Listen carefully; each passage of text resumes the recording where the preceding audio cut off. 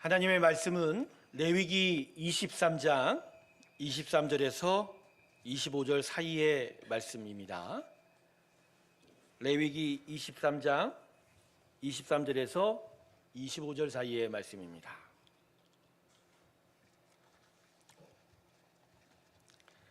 자, 찾으셨으면 오늘은 우리가 함께 한 목소리 읽어볼까요? 같이 읽습니다. 시작.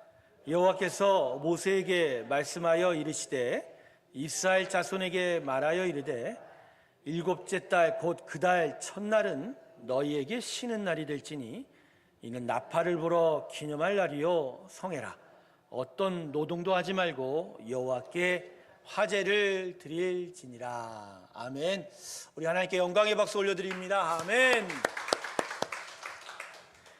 4층 화단에 국화꽃이 아주 이쁘게 폈죠. 또 오고 가다 보시는 분들은 참 이쁘다 그러시죠.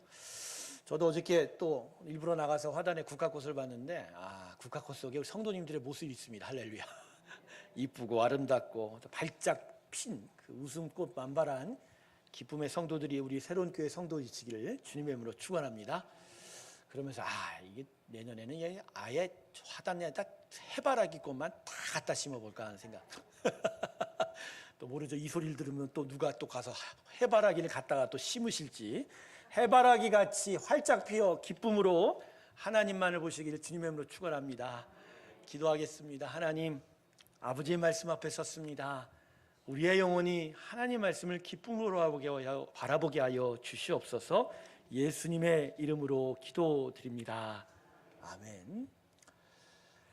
인간의 한계를 시험하는 극한 경기들이 여러 가지가 있는데 그 중에 하나 아주 극한 경기가 미국 알래스카에서 열리는 개썰매 경주라고 합니다.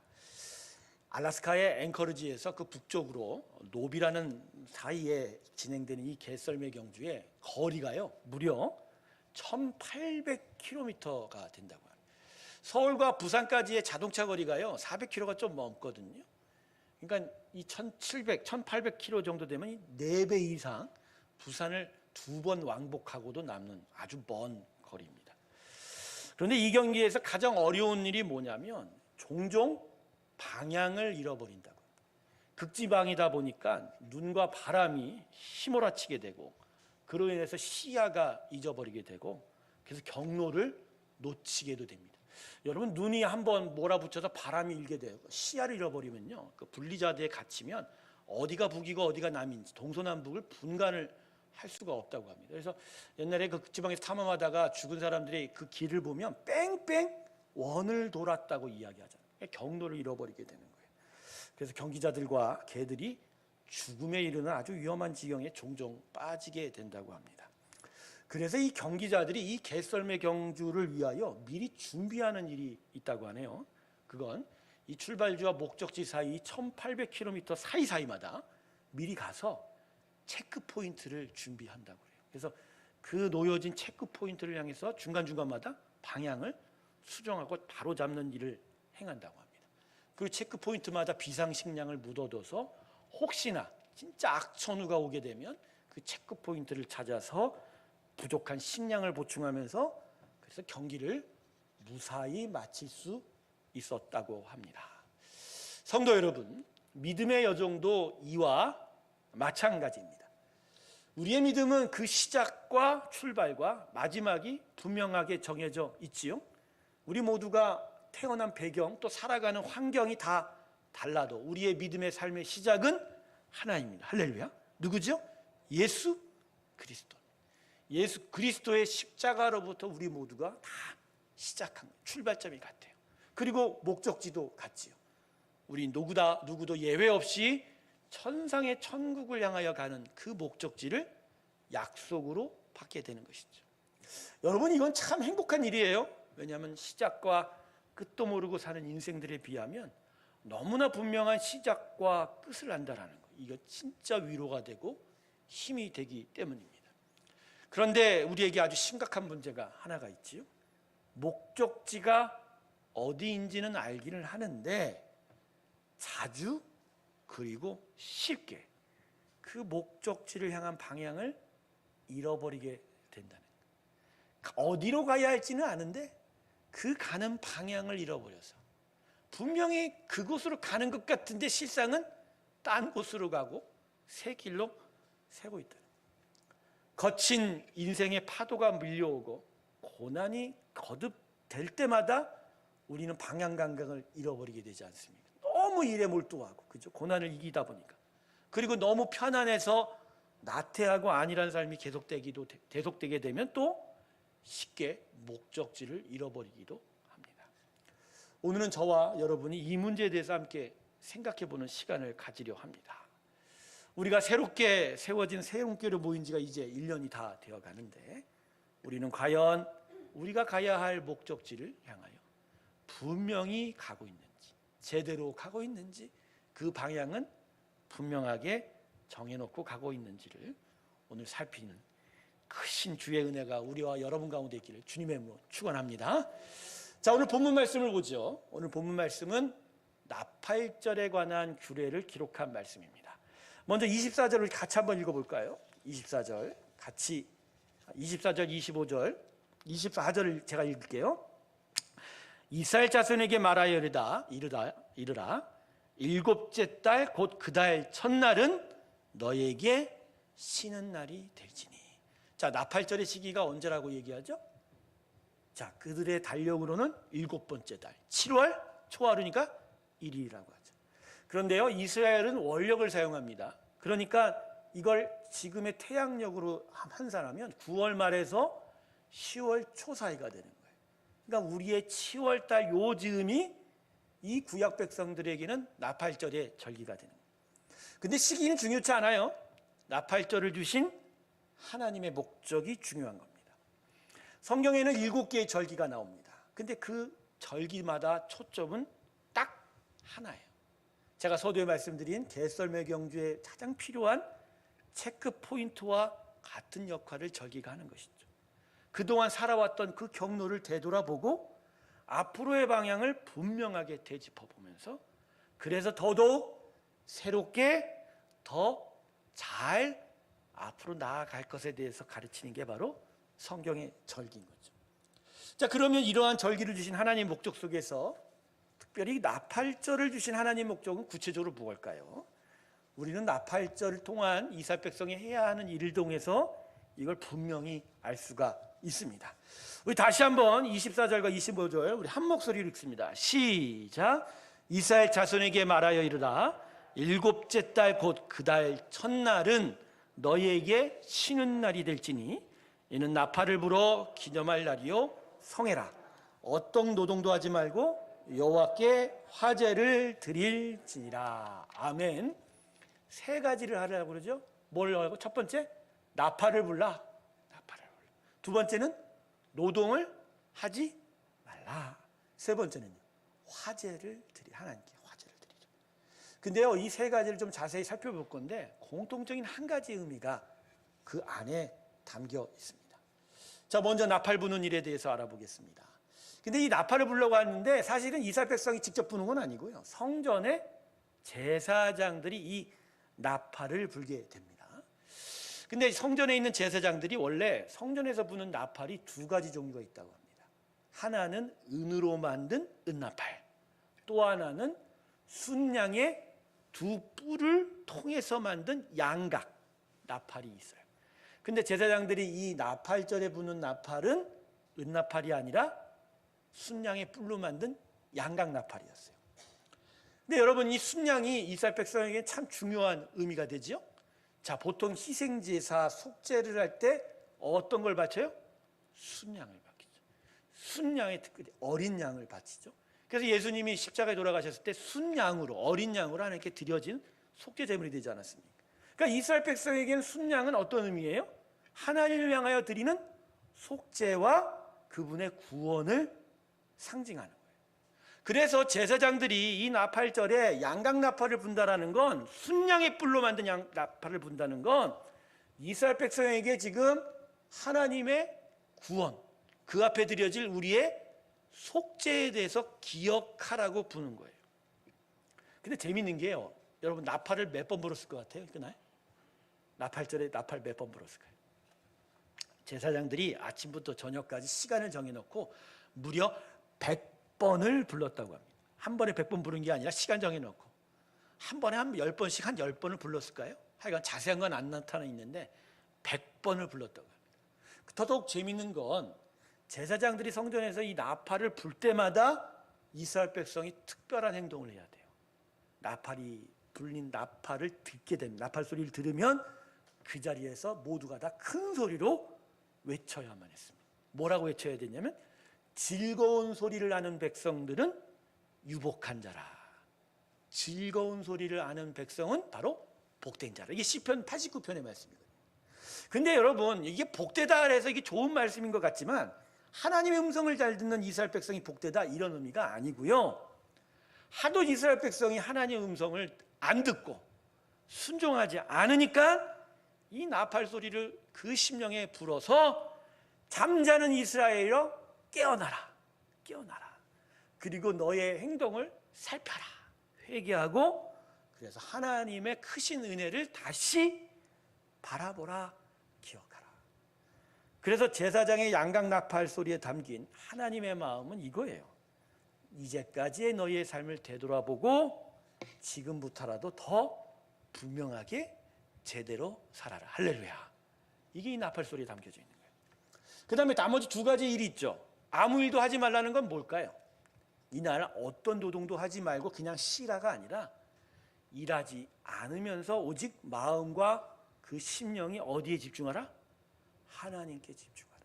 성전에서 울려 퍼지는 나팔 소리에 집중하라, 이런 얘기예요. 화제는 뭐예요? 원래 하나님께 드린 제사지 않습니까? 근데 불에 태우는 제사예요. 즉 너희의 지난날의 죄들, 죄악들을 바로 다 화제로 태워 새롭게 하나님 앞에 출발하라, 이 의미가 이 나팔절, 이 일들에 담겨 있는 겁니다. 결국 나팔절은 일상생활 속에서 잊고 지내고 잃어버렸던 하나님 백성으로서의 인생의 방향과 초점을 다시 한번 기억하면서 그 믿음의 삶을 회복하게 만드는 하나의 체크 포인트, 즉 믿음의 삶의 방향을 다시 다잡는 시간이 되었다는 것이죠. 근데 이 레위기를 보면요, 이 나팔절만 그런 게 아니에요. 이 나팔절 절기가 23장에 기록되어 있는데 나팔절에 이어 진행이 되는 대속죄질과 장막절이 이 나팔절의 의미를 저도 분명하게 밝혀주고 있습니다. 나팔절이 있은 후 10일 만에 대속죄일이 있습니다. 이스라엘 말로는 욤키푸르라고 그래요. 그리고 이날 다음 5일 만에 장막절이 진행이 되게 됩니다. 여러분, 대속죄일이 뭐죠? 1년에 딱 한 번 대제사장, 제사장 중에서 가장 우두머리인 대제사장이 성소, 성전의 가장 깊은 지성소, 그 누구도 들어갈 수 없는 그곳에 대제사장이 들어가요. 거기서 하나님께 속죄를 드리고 하나님의 은혜를 받는 사건이 그날 벌어지죠. 그러니까 대속죄일은 대제사장의 한 번의 제사로서 하나님의 속죄의 은혜를 다시 확인하는 시간, 즉 예수님이 십자가에 드린 구원으로 말미암아, 희생으로 말미암아 구원을 얻는 사건을 미리 구약해서 보여주는 사건이다. 그리고 장막절이 무엇이죠? 가나안 땅으로 들어온 이스라엘 백성이 추수를 감사라는 절기인데 이날 특별하게 이스라엘 백성이 하던 일이 있어요. 뭐냐면 집을 나오게 돼요. 이 장막절 7일 동안은 다 집을 나와요. 그리고 자신의 앞마당인지 집 앞에 산으로 가서 텐트를 치고 잡니다. 그래서 그 옛날 조상들이 광야에서 유랑하던 그 시절을 생각하면서 하나님이 가나안 땅으로 인도해 준 것에 대해서 감사하는 그런 마음을 가져요. 근데 더 중요한 건 뭐냐면, 영적 의미가 뭐냐면 가나안 땅에 들어와서 이제 이 땅에 영구적인 집을 짓고 여기서 우리의 신앙의 삶이 마지막이다라는 생각을 깨부시는 거예요. 텐트에 계속 삶으로써 오히려 이 땅에서의 삶은 임시적인 텐트에 사는 삶이다. 우리가 진짜 얻어야 될 영구적인 삶은 저 천상의 천국이다. 그러니 그 천상의 천국을 향하여 텐트 치고 사는 순례자의 삶인 것을 다시 기억해라. 그것을 다시 회복하라의 메시지가 어디에 담겨져 있어요? 장막절에 담겨져 있어요. 그래서 나팔절, 대속죄일, 장막절이 하나로 묶여져서 아주 큰 하나의 영적 포인트를 우리에게 제공합니다. 제사장들의 나팔 소리에 영혼이 깨이고 대속죄일을 통해서 자신의 죄를 하나님께 고백하며 그리고 하나님의 크신 은혜를 향하여 장막절을 보내면서 이 땅이 마지막이 아닌 저 최종 목적지인 천상의 천국을 향하여 우리가 힘차게 나아갈 것에 대해서 분명하게 가르쳐주는 큰 영적 체크 포인트가 바로 나팔절이고 대속죄제이고 장막절이라는 겁니다. 그래서 오늘 본문 말씀은 우리에게 우리의 삶 속에 있어서 정말로 우리의 삶의 방향을 다시 한번 체크해보고 하나님의 나팔 소리를 듣고 분명하게 하나님을 향하여 방향을 다시 잡는 그 은혜에 대해서 우리에게 가르쳐주고 있는 것입니다. 할렐루야. 사랑하는 성도 여러분, 우리가 가장 어리석다라는 게 어떤 것일까요?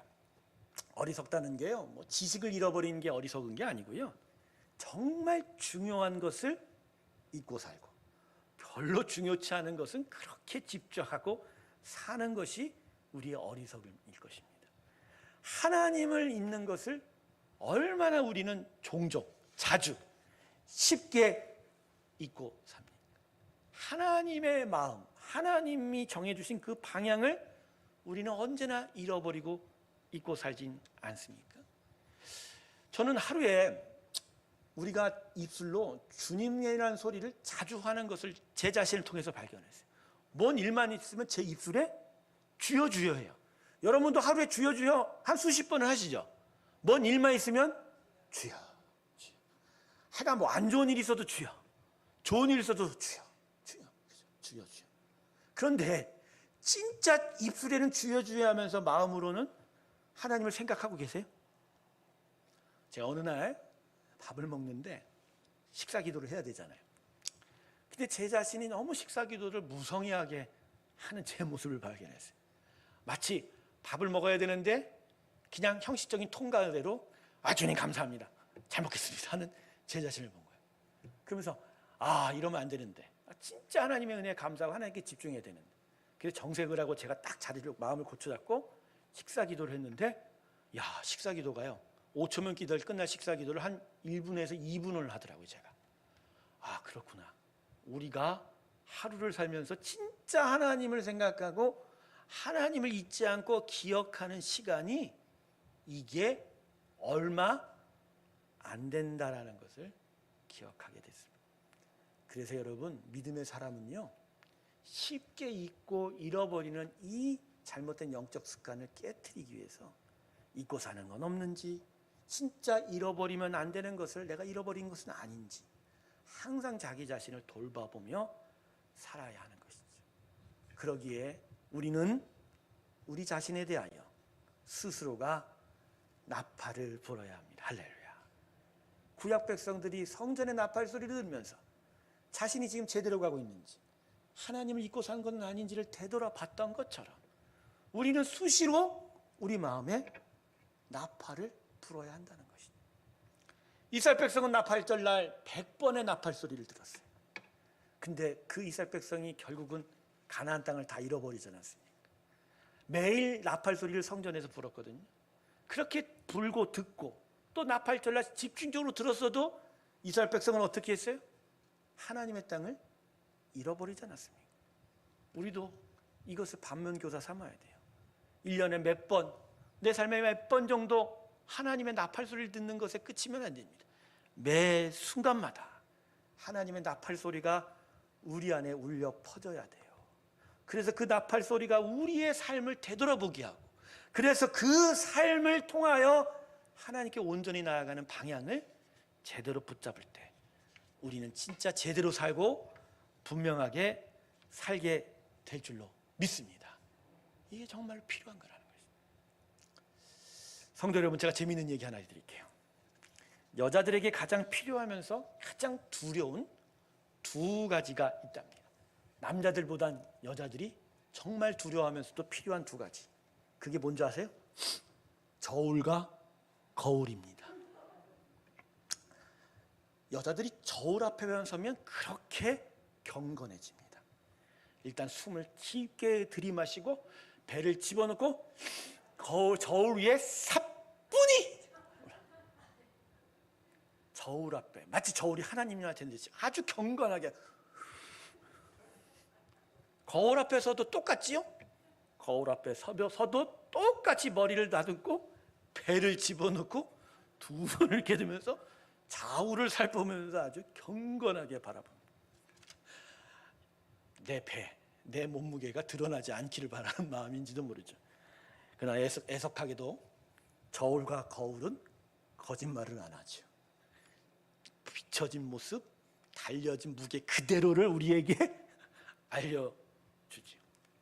근데 여러분, 우리는 저울과 거울 앞에서 우리의 몸의 무게를 정말 경건하게 달지만 과연 우리의 내면, 가장 중요한 우리의 심령은 도대체 어디에 달고 어디에 비춰보냐 이거예요. 여러분의 심령, 여러분의 마음을 여러분은 어디에 비춰보고 어디에 무게를 다십니까?